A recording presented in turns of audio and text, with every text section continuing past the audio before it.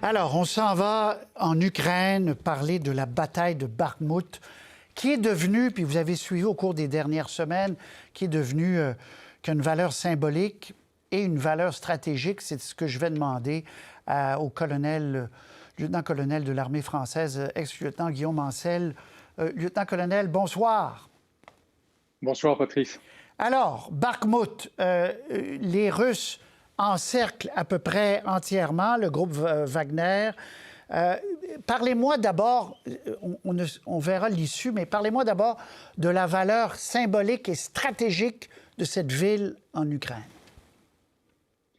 Ouais, c'est effectivement une bataille qui est très particulière, cette bataille de Bakhmout, parce que en réalité, jusqu'ici, les Russes n'ont encaissé que des échecs dans cette tentative d'invasion de l'Ukraine, que ce soit à Kiev, puis dans le nord, puis dans le sud, Kherson, où ils ont été obligés de se retirer en novembre.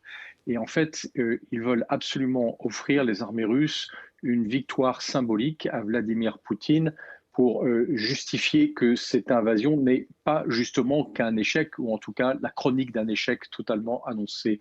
Alors ils se sont totalement concentrés sur Bakhmout. Attention, vous disiez tout à l'heure que c'était Wagner. En réalité, Wagner opère avec l'armée russe. Ils sont complètement coordonnés. Tout ce qui est artillerie, tout ce qui est attaque aérienne, bien sûr, c'est l'armée russe qui opère. Wagner est juste un fantoche qu'on agite devant soi et qui permet d'occuper la scène médiatique.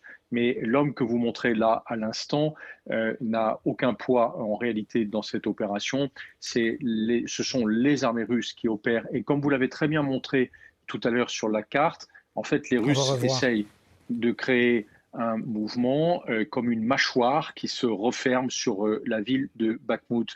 Mais leur but, en réalité, c'est que les Ukrainiens viennent se faire prendre dans ce piège parce que ce qu'ils souhaitent, c'est pouvoir abîmer la force blindée que sont en train de monter les Ukrainiens pour lancer une contre-offensive au printemps. Et donc vous voyez dans cette mâchoire que constitue maintenant Bakhmout en rouge, les Russes espéraient que les Ukrainiens viennent se précipiter. C'est très difficile de savoir à ce stade ce qu'ont vraiment décidé les Ukrainiens. De mon côté, les informations que j'ai, c'est que les 50 pays alliés qui soutiennent les Ukrainiens leur ont vivement conseillé de ne surtout pas se précipiter dans ce siège, mais au contraire de défendre et de laisser le terrain très progressivement aux Russes en leur infligeant un maximum de pertes, mais de ne pas engager leurs nouvelles forces blindées. Les Ukrainiens disent un peu le contraire. Ils affirment qu'ils vont lancer des renforts, qu'ils vont continuer à se battre.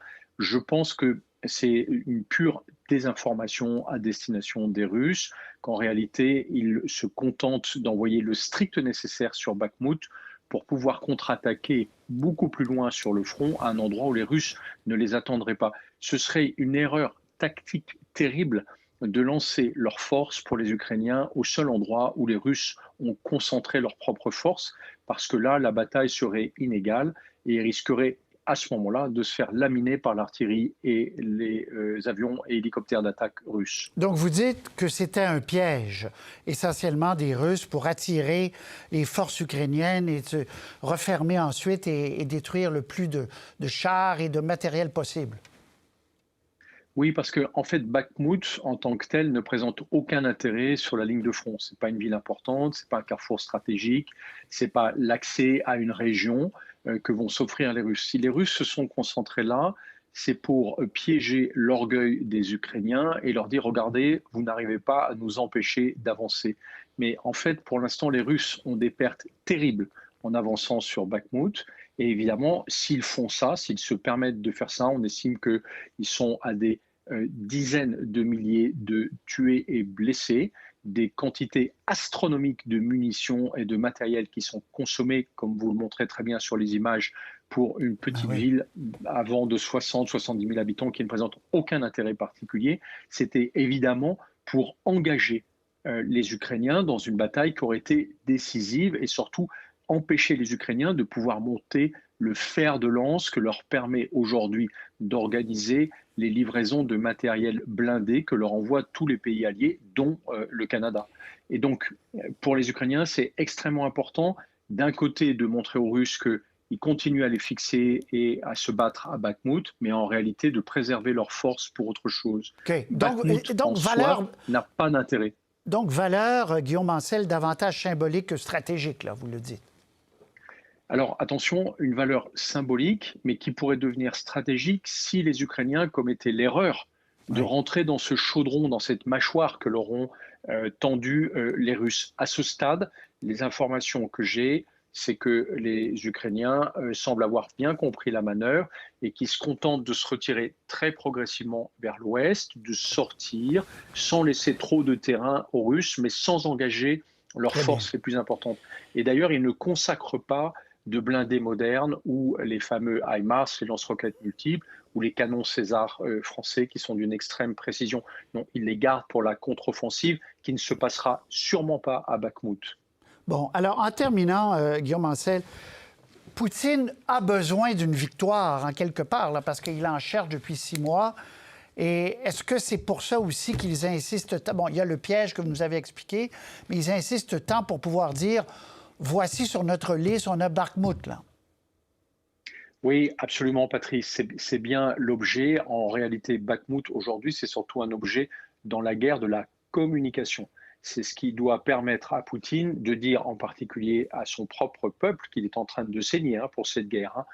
Plus de 100 000 morts du côté russe, donc c'est absolument dramatique. Vous multipliez par 4 le nombre de blessés, donc on doit être entre 400 et 500 000 pertes du côté russe pour une guerre qui ne mène absolument à rien. Et donc c'est vital pour Poutine de montrer que sa guerre avance, parce que sinon son propre pouvoir risque de vaciller et c'est son propre régime qui se chargera de le remplacer et sans doute pas avec une retraite dorée aux îles Caïmans.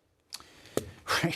Guillaume Ancel, ancien lieutenant-colonel de l'armée française, écrivain d'ailleurs, votre livre, vous avez un dernier livre qui paraît, je crois, là, Vent glacial sur Sarajevo, publié aux Belles Lettres, alors je le dis en passant. Merci beaucoup, à très bientôt. Merci Patrice, bonsoir à tous. Salut. Pour voir nos émissions en entier, rendez-vous sur la chaîne ICI RDI.